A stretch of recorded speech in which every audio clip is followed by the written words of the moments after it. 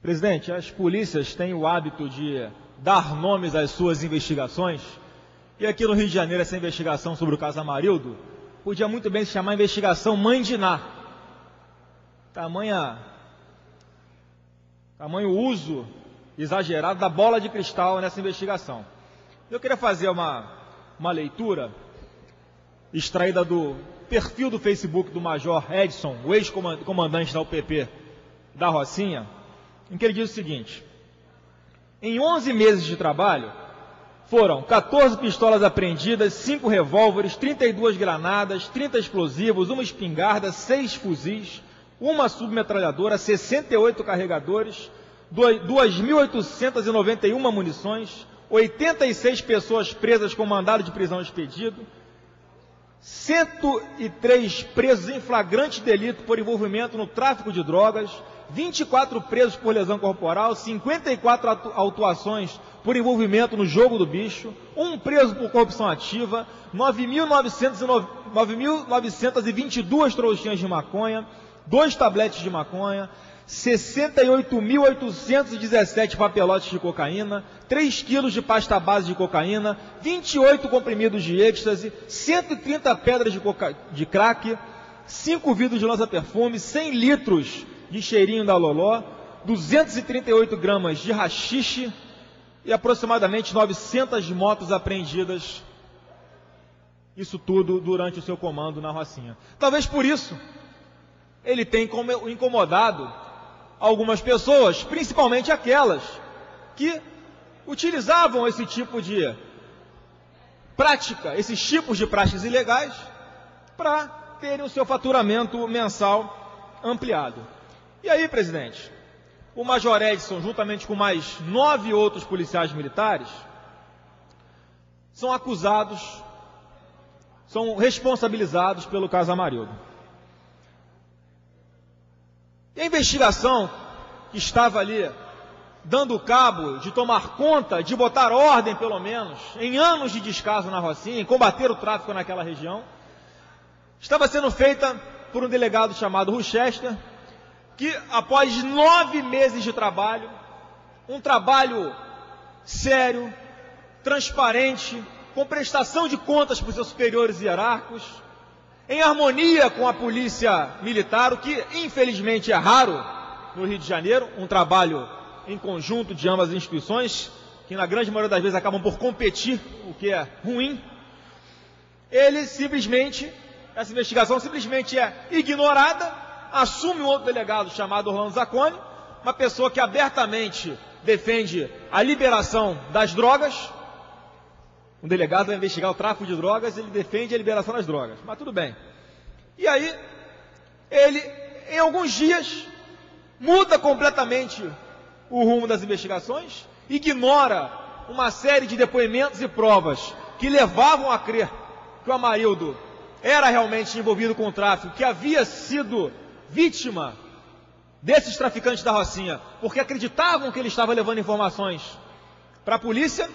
Esse mesmo delegado que cansava de dizer que o Amarildo era trabalhador, e agora essa investigação de 9 meses é desconsiderada em detrimento de uma outra investigação da Delegacia de Homicídios que durou 60 dias e que certamente, utilizando todas as mães de santo, bolas de cristal e demais outros tipos de adivinhações, conseguiu chegar à conclusão de que 10 policiais militares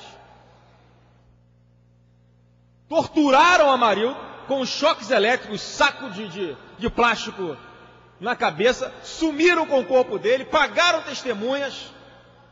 Até então o Amarildo tinha desaparecido, ninguém sabia do paradeiro dele. E agora, mesmo continuando sem saber o paradeiro dele, já sabe que ele foi torturado e como? Com choque elétrico, inclusive. Testemunhas que afirmavam que o tráfico tinha envolvimento no sumiço do Amarildo, em depoimentos durante a noite, longos depoimentos durante a noite na Delegacia de Homicídios, mudam a sua versão completamente. Começam a acusar o policial. Ora, eu já tinha visto, presidente, pessoas mudarem a sua versão por pressão de traficantes. E eu ainda quero acreditar que essas testemunhas mudaram as suas versões, por pressão de traficantes, e não por pressão de policiais civis. Porque isso aí seria o fim de qualquer possibilidade de trabalho harmônico entre essas instituições. Mas aí é muito mais fácil prender e pré-julgar e pré-condenar militar do que botar atrás das grades traficantes.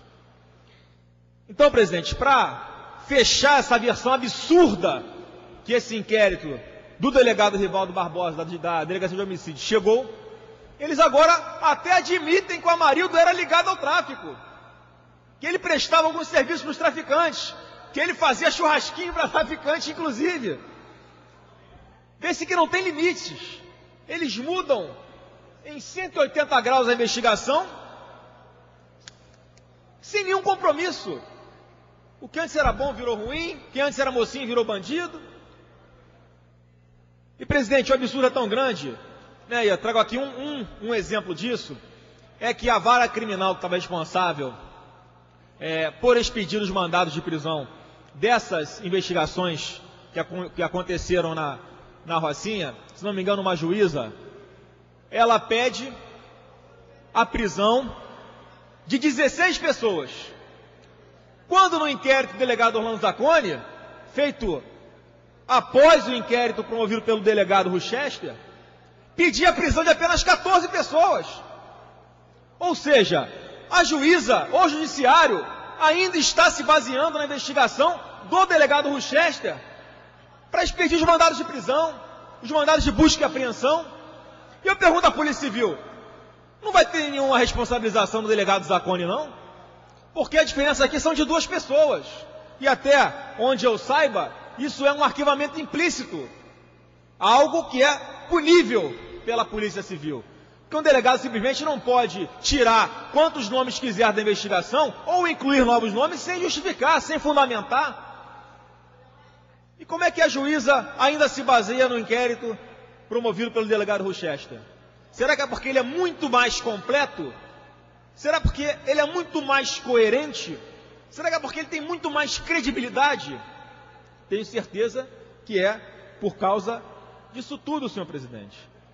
Então fica aqui o meu lamento, né, porque, obviamente, a Polícia Civil, numa tônica de que esse problema Amarildo não é nosso, vamos encerrar esse caso quanto antes, para parar a repercussão em cima disso, e antes que esse problema se volte para dentro da Polícia Civil, como se nós não tivéssemos competência para elucidar esse caso, empurra o caminhão nos policiais militares e eles que se virem para provar a inocência no judiciário. Lamentável.